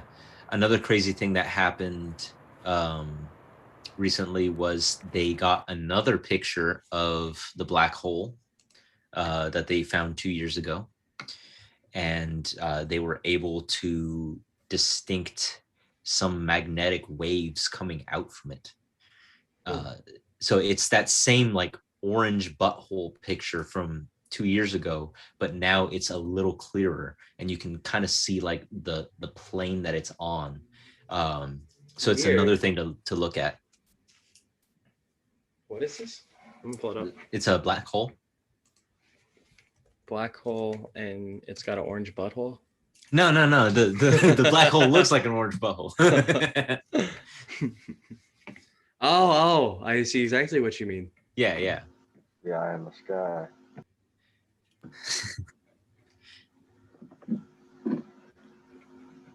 Ah, yes. But the really interesting thing that they found from this picture was that where the black hole was collapsing in the center, there was a stream of magnetic energy that was being expelled from the black hole. So it's like there's a fountain, just this like white fountain coming out of the black hole back into our space. So it's really interesting stuff to check out. So, okay. Oh, so in other words, things were like flying from another dimension back into ours through this black hole. Yeah, we don't know what's going on with it. We're just assuming. Well, we do. That that's exactly what's going on with it. That needs to be published immediately. Matter of fact, I'm going to get on Facebook right now. Black holes actually put stuff into our reality. I told y'all my theory was right. Black holes are just portals, man. I mean, we've always known there are portals. Y'all naysayers said that, and look, there's proof right there. we got to take Earth and we got to move it over to the black hole, and then we just got to go through that black hole, and everything will be okay. That's what it is. I'm just We're in the wrong dimension, man. I'm just saying, if Bob Lazar, if anything he's saying, like, says is credible about like the UFOs he saw, like they might be fast enough to just exit a black hole, to like go in and out of them. Maybe that's where they're from. Yeah. In specific, the black hole that's in question that we have photographed is actually not even the closest black hole to us. So it is possible that that aliens were able to go through those black holes, but there's a possibility that we've been going through one and we never knew it. If we're gonna talk aliens, I'm gonna talk about my theory of aliens. Go on, I'm listening. So aliens are not extraterrestrial beings that come from other planets, but they are us from the future after we have evolved. And big eyes, we have long figured fingers, big computer. eyes, long fingers, very technologically advanced, and no hair, because who needs hair? Right, Neif? You know? But we basically figured out time travel. And so the theory of going through a black hole and using that as a way to condense time, that would make it also creditable for us to go, let's say, using a black hole. Not that this is actually any of the science that goes along with it. This is science fiction. But using a black hole to go back in time to meet our ancestors and help them along technologically by giving them tools, by introducing mathematics and architecture, because we were apes, just kind of jumping through the jungle. And it's how realistic is it that a person was able to create fire by themselves with just a couple of rocks? That's Prometheus. The Prometheus theory, but that also brings up if it's us coming back to help us out, then how did we get evolved to that point, and wouldn't we be screwing that up in the first place? So then you got the whole time travel paradox. Then it begs the question: how the fuck does time travel work to begin with? Would you even cause paradoxes? Is that a thing? We have no idea. I'm not sure if it would cause a paradox in this case, because we're talking about people from the super future, people that wouldn't be in the past. You're not going to cross yourself in the past that you didn't exist in. Was butterfly effect is the idea. Yeah, it would. What I'm saying is, before it would create a butterfly effect. If we came from just the apes, and the apes were reliant on us to come back to teach them, how did they? There's the paradox. The apes had to not have anybody teach them the first time. The apes had to naturally evolve up to that point and then come back. Well, So I mean, that's kind of saying right. That's kind of saying that we evolved up to being Neanderthal, and from Neanderthal we started getting these tools. We started being smart enough to create civilizations and societies. But from a certain point, like from the Mesopotamian era, that's when things started accelerating at a rate that didn't seem possible with the technology that they had. So we naturally made it that far, but we just started coming back to try to... Yes, to kind of give it a little push in the right direction, because we wanted to keep on a specific timeline. Well, while there was other... That also begs the question of, and that's also a godlike thing of, the question of what you can go back and affect, because all these horrendous acts that have occurred, they didn't go back and stop. No. So there must have been some reasoning behind it, which goes into the whole God omnipotent theory. Well, God has a plan. That's the reason that, all these people died. There are a bunch of reports of UFOs around nuclear test sites and nuclear reactors. And I think that might be their concern, is like they're only concerned with like if we're gonna like completely wipe ourselves out. If it's like minor skirmishes, they don't give a fuck. Look, Iggy Power said it. Raw power is sure to come running to you. Yeah. Now, They're gonna blow some shit up. Shit's coming at you. When you show force, force is going to be shown. Yeah.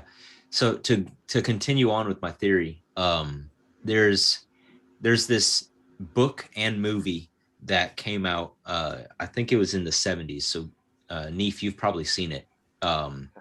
It's called Chariot of the Gods.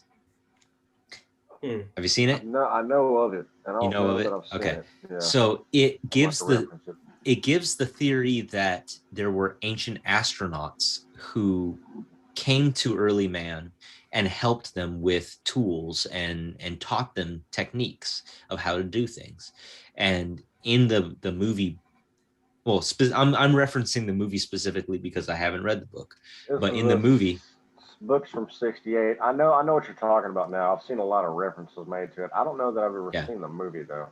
It's actually pretty good because they give themselves a lot of evidence to support what they're theorizing. And in this case, there's a bunch of carvings from all over the world that dictate people wearing helmets or flying in machines.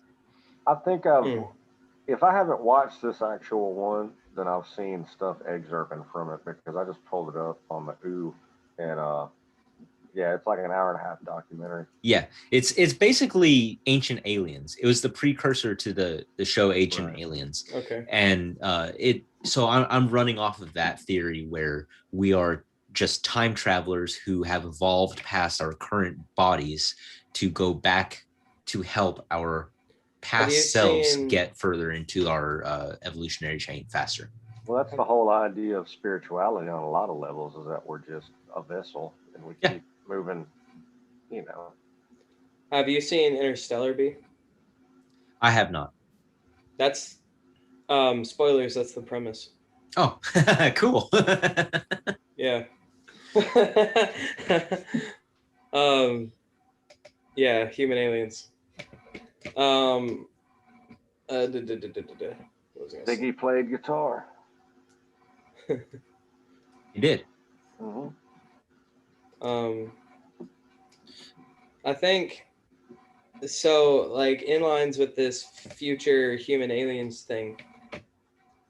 I mean, obviously, I don't know. Like maybe not. But one thing I have noticed, like we were talking about, sort of the rite of passage, coming of age story. How when you're a young adult, you feel older than you are. You're like, oh, I can take on the world. I don't need someone to tell me what to do. Yeah. And then as you get older, it's like, man, I don't know shit. I'm still that same baby. It's like humbling. Yeah. Well, the only thing that changed with me is I don't want to take on the world anymore. I still don't want nobody telling me what to do. Keep your head down. I'm just like, yeah, fuck all that nonsense. And you know what? That is what happens. Is essentially you learn to just say fuck it. You know, you actually kind of stop caring. You start running out of fucks to give. Well, I think what happens is the warrior produce as many every day. That gland doesn't work as actively as it did when I was in my youth. I give a fuck gland, and I just don't produce it. The warrior all through his 20s and 30s is kicking ass, never stops. He's just go, go, go. And then bam, some injury. And it's like, well, I can't really do that shit anymore. Arrow to the knee. Yeah. Neif, you beat me to it. I was gonna say I was gonna be an adventurer, but then I took an arrow to the knee. But you know, and unfortunately, that's the truth, because you know a lot of us want to be able to do the same things that we were able to do when we were younger, but we're old, we're injured. We've had our things that have stopped us from being able to do the things that we want to do, and you know that doesn't mean that we should stop it entirely, but it's not going to be as intense as it was. It teaches you your limitations and how to be cautious. Well, you shift your energy. I mean, you have the energy that you had, but it goes more in your head. Yeah. Like when I'm reading, I've been reading some of the Conan, actual Conan stories out of, from Howard to my son, and it's really interesting because a lot of them start where Conan's already a king. And people don't think of that because they just think of the movie and that, they forget that in that whole saga, he was a king at one point. But he discusses that. He's discussing that with one of his, like right hand men while he's up in the chambers writing stuff and walking around. That when he was in his youth, that that he missed going to battle because when he was the warrior who came to save the people, they were praising him. And there's a part of a poem that goes through that Howard puts all the way through the Conan series that like references. And in the poem it talks about when when I was a hero, people were throwing flowers at the feet of my horse when I came into town. Now that I've become the king, I have to watch out for knives at my back. Mm-hmm. And it's the idea that the warrior is praised because everybody wants, but once the warrior is put up there, now it's his responsibility to deal with all this shit. Yeah. And he doesn't really want to do that, but I see in Leia, that's what I talk about with, I once was a shaman, now I have to be a chieftain, it's the idea that your power and power not in over the tribe, but your own power within you has to shift where it goes because I'm not as physically capable as I was in my 20s in the tribal tundra sense to go hunt. So therefore, but I still have to have some use. And so my wisdom of having hunted for 50 years is of use while I'm sitting around the campfire as the old dude and they come up and, I tell you some wacky story about some dude getting eaten. I get to tell you the story about why that statue of the large man is in the village when I'm an old man. Whereas when I'm a young man, we're out hunting. So where I was going with that is so that story on the individual level, I kind of feel that on a like humanity level also, where it's like if we look back, well actually we don't have to look back, just today, right? We feel like we've come a long way. It's like humans are millions or billions of years old, and it's like, well, it's look how far we've come. And it's like the real maturity is we need to look at ourselves and say, well, actually, we're still at the infantile stage of humanity. We're still evolving. We're very young in our potential. We're young compared to the rest of the universe too. Yeah. So there's this fallacy that we feel ancient, like we've been around a while, but it's not. We're actually just at the cusp of it. Yeah. When you begin to learn astrophysics and physics, you start to realize that our, not just the size of us physically in the universe is nothing, but our time is nothing at all. Even our expected time of existence is still nothing compared to. It is absolutely nothing. It's absolutely nothing. We're a blip. The formation of our solar system outdates the shit so vastly that we're still just a blip on that. The age of the sun. And yet we hold such importance to things that are only 200 years old. Yeah. Right. We know that the sun will burn out. We know that it will supernova. So we do know that eventually the Earth will be uninhabitable. It will eventually be nothing. It'll eventually with most of the rest of everything around us when the sun goes. We cannot say, well, humanity possibly might have gotten onto a ship by that point and left. The idea being that's so far ahead of time that humanity will probably have already gotten onto a ship, left, gone somewhere else, inhabited, left that place, gone extinct on that planet. Where we were on here on Earth, we probably would have naturally gone extinct way before any change in the sun occurred that would affect anything. The life that's left here when the sun actually. The odds are we'll kill ourselves before we get to a point where the sun goes out. Or some other natural disaster, or we'll just get the fuck out of here. Right. And that could be why the aliens come back to try and change that out course. They could be trying to alter that timeline so that we don't end up in that point where we actually do kill ourselves. So we could be on the right timeline to actually making our planet work until the eventual heat death of the universe. And here's another unpopular opinion. I don't think, I'm pretty much convinced that aliens we're getting visited by do not have malicious intentions. Otherwise, we would all be fucking dead. Right. Well, yeah, we'd be enslaved or it would already be. It would have already happened. I mean, I say yes, but I also say no, simply because I also believe in the existence of reptilian beings that are among us, and you know, it basically another sect of human that evolved alongside us that didn't necessarily go by ape, but instead their reptilian brain continued evolving the way that it did. So we have a reptilian cousin, and they are basically trying to they're trying to kill us all. And that's why we have to fix that timeline with our future selves coming back to help our current selves.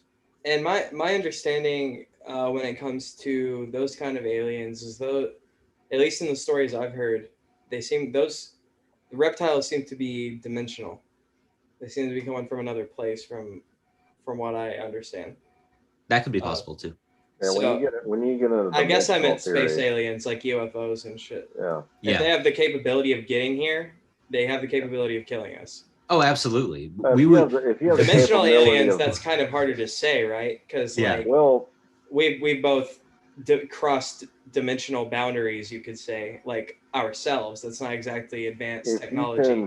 If you can physically manifest beyond yourself something from another dimension, you have created the technological ability to do a whole lot more than has been shown to be done here. You know what I mean? Well, I mean, the technology is here already. It's already here and it's being used. We as the unaware populace, we don't have access to it. Are you talking about space travel or dimensional travel? Dimensional travel. Yeah. And I mean, some of us already got access to it. But, you know, it's not for us, the normal people, to really even know about. Just like the government doesn't tell you about the heart attack gun that they have. You know, the gun that makes people just drop dead. They have one, and it doesn't shoot any bullets. You can't even see it. That kind of stuff has been known about for a long, long time. Yeah, it has. We've known about the heart attack gun since the 70s, haven't we? Probably at least. Yeah. And there's been the ability to manipulate the human body with frequency. And I've gotten into huge arguments with people about that. A lot of people talking about the G5 thing because they get it mixed up. And truthfully, G5, 5G, 4G, all the fucking G, it's not good for you. Your microwave is not good for you. Your cell phone is not good for you. The waves off the computer screen are not good for you. Levels of things are worse for somebody, and how you combat them or allow your body to be susceptible to these things depends on how bad it's going to mess with you. I mean, not to say if you live right next to a damn power line, it's not going to fuck with you more than it is somebody that doesn't. But everything's a factor. You got all these factors going on, but people just kind of either want to write it off like it's no problem, or they want to dump everything into this or add everything together to counter what's being tried to be said. And nobody wants to just go actually look at what's been proven. Yeah. You know, and you can prove a lot of these things just by, by the logic science that everybody knows. You know, we all understand that frequencies can affect you. We all know that a certain pitch can bring you to your knees in pain because it's that piercing. It has been proven that there's sonic low frequencies that can cause people to literally fall down and incapacitate them. Wow. Yeah. It when you say low frequency, that'd be like not like a high pitch, but almost like right. Yeah. But it's done Wow. directional, and it's got to take a lot of power, but it's That's done like crazy. a pulse, and it will render, and it can be employed with hostage situations. And there's so much of this technology that is available and able to be used that people go, oh, well, that obviously shows a lot. But what it really, another thing people overlook with that is not like the bad that, oh, well, the government's going to sit on that because they could use that to repress us. But the worst thought is all of these situations that go on, hostage shootings, all this, that we know we have the technology to prevent. They don't use it for that. It happens anyway. They don't train officers and people to use that kind of stuff. They give them a SWAT fucking tank. Yeah. Why do you gotta if you're raiding a drug dealer's house, why do you gotta go in blazing? If any different than if he's got hostages, he might have them. You don't know that. So why don't you roll up and sound blast the whole damn place, incapacitate everybody in the fucking house? It's not killing nobody. Everybody's gonna be uncomfortable, but if there's a child in there, it's not gonna die. It might not feel good for a little while and not be able to do anything and lay there crying like everybody else in the house, and then their sonically protected fucking gear dudes run in there and fucking snag everybody up. Well, because they don't want to make a big show with it, because they don't want us to know how truly effective they are. Well, and crime makes money. Yeah, it does. But also, if the general public were aware of the weapons that they actually have, people are going to try and figure out how to make it themselves. And the government doesn't want people out there making these sound weapons that are going to incapacitate people. Well, no, they don't. But one thing is it's completely, a lot of that stuff is very possible. And there's a lot more. What always gets me with a lot of the gun control is there are so many more just maliciously cruel and brutal weapons that can be made that are not firearms. Yeah. Chemical warfare. I mean, you just got to think about, 30 rounds in a magazine is 30 potential deaths. But if somebody didn't have that option and they're stuck with some other weird, like option, what kind of crazy shit are you going to end up dealing with? When people have to get creative. You don't want psychos getting creative, Yeah. You kind of want to see and be able to see what's going on, So that's one of the reasons, on the underhand reason, why they don't really want to ban firearms, but they really want to regulate them, because they want to be able to watch everybody and go, and it's not for our safety, it's for their safety. A lot of them do want to ban firearms also. Yeah. I don't see the point in actually banning firearms.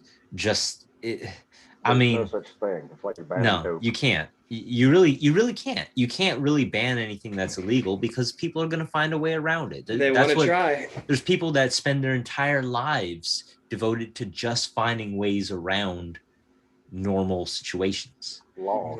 Attorneys. Just around the law, and tax that's attorneys, not accountants. That's what they get paid to do. They get paid to do it legally.